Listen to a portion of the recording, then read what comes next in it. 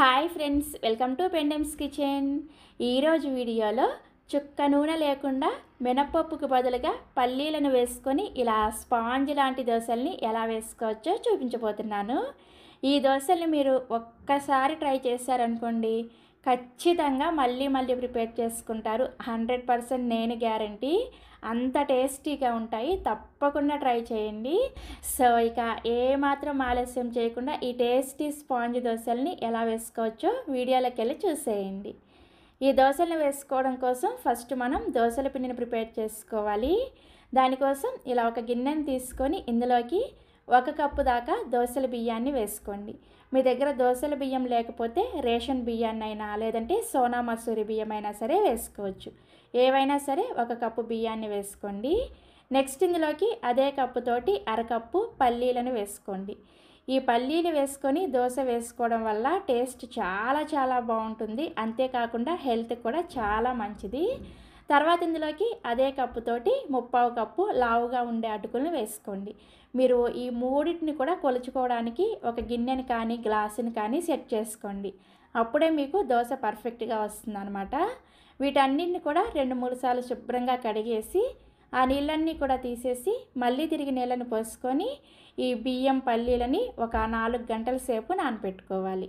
So నేను ఇక్కడ 4 గంటల సేపు బియ్యం పల్లీలు నానిన తర్వాత చూపిస్తున్నాను. చూసారా, చక్కగా నానిపోయాయి కదా. ఇప్పుడు వీటిని మిక్సీ జార్లోకి వేసుకొని తగినన్ని నీళ్లు పోసుకుంటూ వీటిని బాగా మెత్తగా పిండిని గ్రైండ్ చేసుకోండి. ఇక్కడ నేను మీకు గ్రైండ్ చేసిన తర్వాత చూపిస్తున్నాను. చూసారా, పిండిని గ్రైండ్ చేసిన తర్వాత పిండి పైన ఈ విధంగా నురగలాగా రావాలన్నమాట.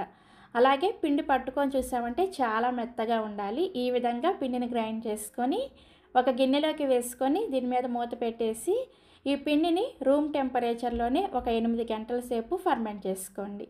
మీరు ముందు రోజు నైట్ గ్రైండ్ చేసేసుకున్నారంటే నెక్స్ట్ డే ఉదయానికి చక్కగా మీకు బ్రేక్ఫాస్ట్కి పిండి రెడీ అయిపోతుంది. సో నేను కూడా ఇక్కడ ముందు రోజు నైట్ గ్రైండ్ చేసేసుకొని నెక్స్ట్ డే ఉదయాన్నే మీకు చూపిస్తున్నాను. చూసారా, పిండి చక్కగా పొంగింది కదా. ఇలా పొంగితేనే దోశలు మనకి చాలా మెత్తగా వస్తాయి. ఇలా పొంగిన పిండిని ఒకసారి గరిటెతో బాగా కలుపుకొని ఇందులోకి రుచికి సరిపడా ఉప్పుని వేసుకొని అవసరమైతే కొద్దిగా నీళ్ళని వేసుకొని ఈ పిండిని గరిటె జారుగా ప్రిపేర్ చేసుకోవాలి. పిండి కన్సిస్టెన్సీ చూసారా, ఈ విధంగా కొంచెం పలుచగానే ఉండాలన్నమాట. సో మనకి దోశల పిండి రెడీ అయిపోయింది. ఇప్పుడు దోశ వేసుకోవడం కోసం స్టవ్ మీద దోశల పెనాన్ని పెట్టుకొని హై ఫ్లేమ్లో వేడి చేసుకోండి.